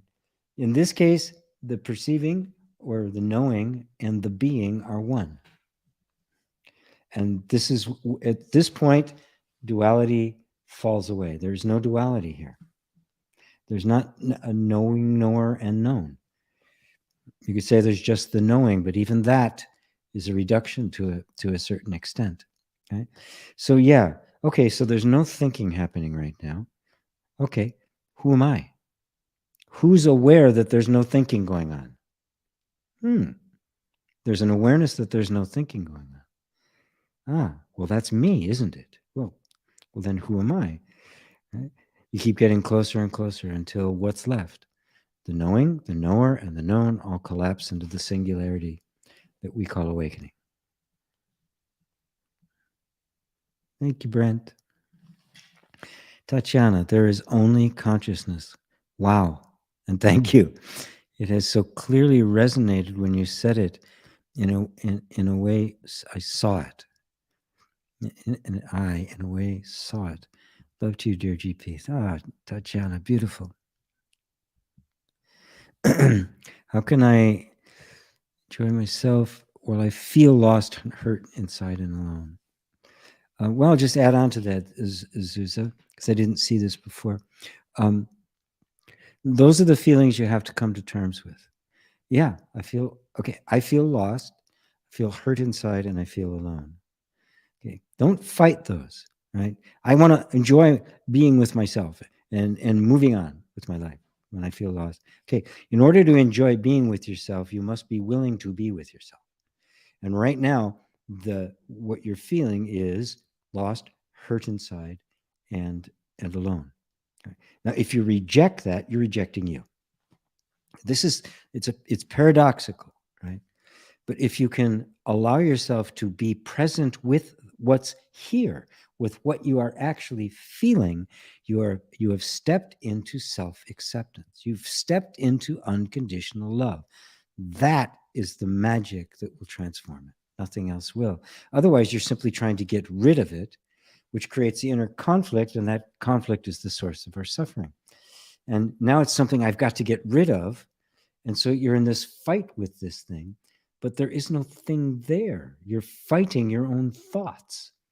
So instead, go, oh, what am I feeling in this moment? I feel hurt. Okay, I'm feeling hurting. I probably have good reason to feel hurt. Yeah, I do have good reason to feel hurt. All right, so I'm just going to be present. What's wrong with feeling hurting inside? Oh, yeah, it's not comfortable, but it's not going to kill me. And right now I'm feeling hurt. So let me just be with it. And notice, I'm not taking a victim. Oh, poor me. I'm just being present with what's here. I'm just going, this is here. Okay. I'm not trying to make something else be here. What's here? This is here. Right now, alone. I feel alone. Okay. I'm going to be with this. This is what aloneness feels like. And I'm here. I am present with this aloneness. And then you'll notice that the aloneness may get more intense, right? And that may just kind of fade away, but it won't always, you'll notice how it fluctuates. Same thing with the hurting inside or feeling lost. It'll come and go. And then you notice, well, wait, all those feelings, they come and go. I didn't come and go. Huh, look at that. I can be present with anything. So now I am being present. I'm enjoying being present, and I don't need to have certain feelings in order to enjoy being present. I can be present with anything. I don't have to control what I'm present with. Now you're free. Now you're powerful.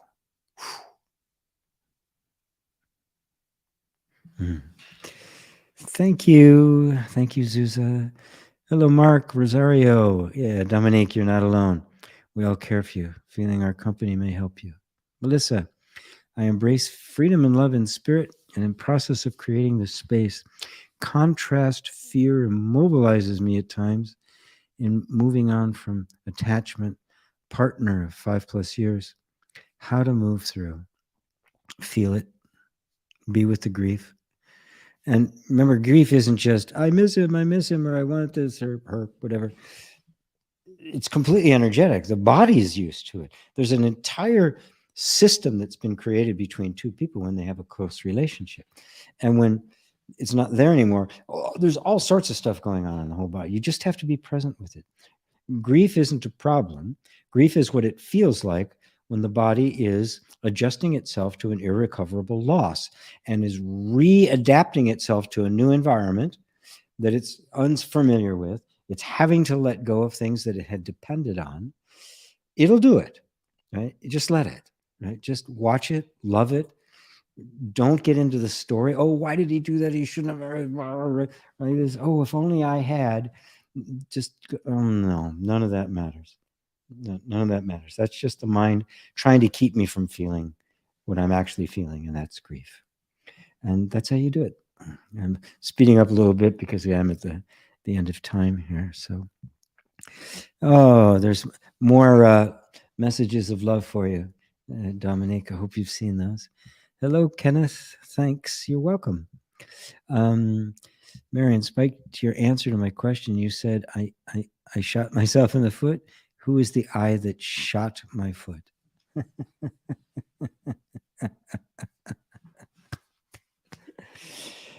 Ultimately, Mary, I'm speaking in different levels, right? By investing, projecting characteristics on this imaginary separate self, which you call the ego, I am empowering it, and then I think there's something acting against me. That's what I mean by shooting yourself in the foot. Ultimately, the foot, the one shooting themselves in the foot, the gun, the shot, the bullet, none of them exist. And you are a witness to all of them. If you can go there, go there. Oh, Bob, you're such a gift. You made me smile. Wonderful. Thank you, our dear and well-rounded guru. Thank you. Thank you, G. Shelter. Hello, Isabella. Wonderful. Such a clear answer. Thank you. You're welcome. Thank you again. Always a special gift of satsang. Thank you, David and Lane. Thank you, GP. Much love to Dominic. Love to all. Love, love, love, love. Look, I got through it all. Yay. 2 hours. And thank you all for not dumping a bunch of questions on me at the last minute. Okay, everybody. Oh, wonderful to be with you. Wonderful to be with you. I actually was very tired when I started, and you all just woke me up. There's just something, the door opens, and satsang needs to happen. So thank you all, my dear, dear friends. Till next time. Namaste.